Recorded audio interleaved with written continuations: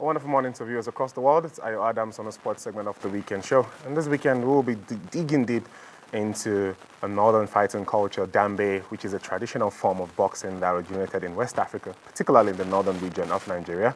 It's a unique and ancient combo sport that has gained popularity not only in Nigeria, but also in Africa at large. Dambe is fought between two competitors, one of whom is the attacker. The attacker's dominant hand is wrapped in cloth and sometimes reinforced with a hard object like stone or metal ring. This is used for striking, while the other hand is used for blocking or parrying.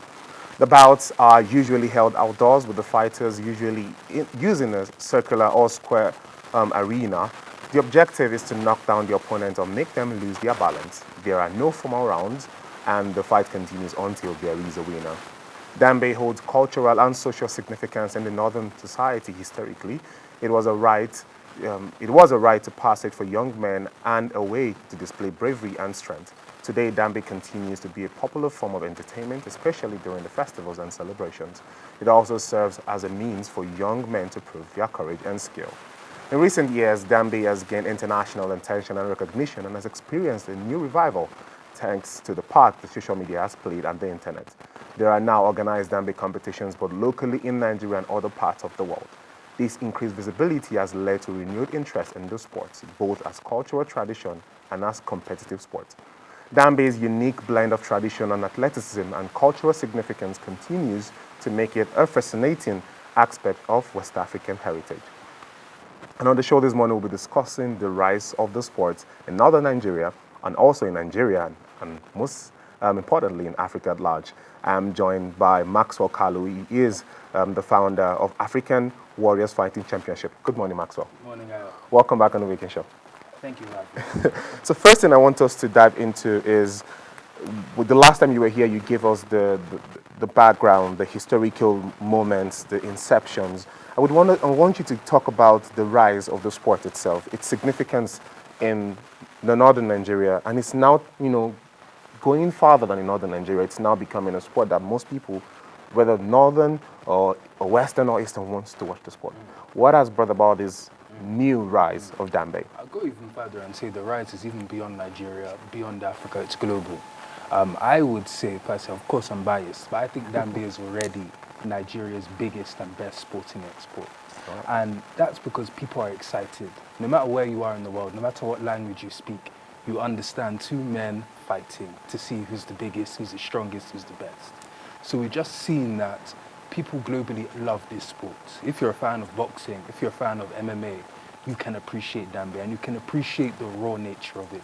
So we with African Warriors, we've just been riding that, really pushing the sport, doing some things to help sanitize the sport, bring the sport into the 21st century, but at the same time, hold the traditional beliefs and things that surround it. And we're having a great time with it, and we're seeing people are really excited. Excited, and glad to hear that. One thing that people talk about generally when they talk about sport, and the fact that when sport does metamorphose into, a bigger shape, a bigger form. If you look at football, it's got so many technological advancements. If you look at basketball, tennis, across sport, even the MMAs, these days they are now more, development. For Dambe, in as much as we want to, the organizations or the founders want to keep the cultural values, in place. So if you want to modify it, what are the parts that can be modified, and in what ways and manners? Yeah, so in your introduction, you spoke to the history of the sport. So no round times. There was a time when fighters would put broken glass in their hand to punch with, and wrap their feet with metal chains. None of that anymore. Okay. What we're doing with African Warriors, we've introduced the first proper comprehensive Dambe rule set. Okay. So fighters fight for 3-3-minute rounds. Right. When you're talking about things like the rope they're fighting with, we've kept that, but it's standardized, so everybody's using the same type of rope, and there's no additions to it. Okay. And of course, just things like uniforms, just presenting the sport in a better way, the production quality of the content that you're seeing. These are all things that we've invested heavily in producing, in increasing. All right. Another question that does come to the fold is, why did it take so long for the advertisement away from from northern Nigeria to reach other parts of Nigeria and also West Africa and Africa at large before we now move into international organizations? Why did it take so long? I think that's a Nigerian question generally. I think we have so many beautiful things around this country that could do with more awareness being raised across Nigeria and across the world. So I think Dambe can very much follow Nollywood, can very much follow Afrobeats in terms of being a big global export for our country, and we're already seeing it. So I think just naturally, with the rise of social media, that just offered us an opportunity to reach combat sports fans around the world. Now I can reach a combat sports fan in New York who just likes to watch fighting, as easy as I can reach somebody in Kaduna who wants to watch Dambe, who knows about it. So I just think that's the opportunity here. Right. I'm glad to hear that. Now let's talk about the international community. One thing, there's a general unwritten rule that once an international community sets eyes on your brand, it means you've done the remarkable work. You know, they've been able to see across board that this is going in the right direction. There's development. International brands are always looking to expand. International brands are always looking to put their hands into something that they know has a tendency to be better or be greater. When your international sponsors came on board, you know, what was the feeling like, and what improvements has this, you know, new partnership brought to the table? Yeah, thank you. It's an exciting time. So we are African Warriors Fighting Championship. We recently announced a partnership with Stake.com. Stake.com are one of the leading global sponsors of sports, one of the biggest betting companies globally. They sponsor Everton Football Club, Formula One, the UFC, and now they sponsor Dambe. Wow. So this is a big moment for the sport. It shows that the sport is international. International in viewership and now international in support. So it just highlights the growth of the sport and how exciting it is. So for us, in terms of the improvements, it's the things I mentioned before: production quality, the level of events we're pulling up. And we have an exciting event coming up next week, Saturday, 14th of October, King of Warriors. That's presented in partnership with Stake. And you're really going to see Dambe in a different light. So you're going to see the sport done in a way it's never been done before. And we're super excited. So that's the proof there. Come along and you'll see it. Now that brings me to, you know, my final questions. And it's the part of the viewership, the development, and the production. These days, media production is probably at the peak of anything anybody wants to do. You see people doing multiple events, and the level of production quality that they bring to the table is way, way more vast and more pronounced than before. Going through social media, just like you mentioned, I could see that from the African Warriors Championship pages and platforms, you're now releasing fighter cards, you know, weight class, you know, educating the viewers before. Usually, if I see any event that requires a fight happening in Nigeria, it's just two people are fighting, let's go and fight.